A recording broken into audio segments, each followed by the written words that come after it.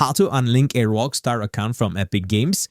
Hey everyone, welcome back to our channel. In today's video, we will learn how we can unlink our Epic Games account from Rockstar, so make sure to watch the video till the end.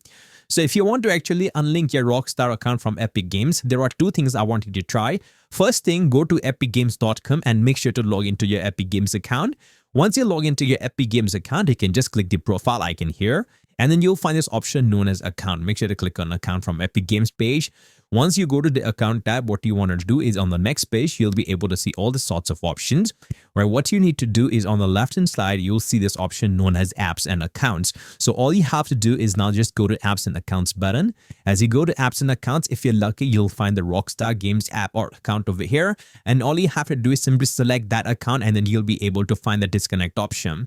Now, just in case you don't see it, what you can also do is go to support.rockstargames.com instead.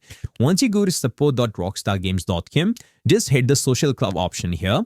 Once you hit the social club option, hit social club account. Then after that, just select account linking. Once you select account linking, over here, make sure to enter your social club ID, which is your Rockstar Games nickname. In the description box, just let them know that you would like to unlink your Epic Games account from Social Club. And to be precise, you can also give them your Epic Games email address just to make sure and let them know that this is the account you want to unlink. So how can you go about that?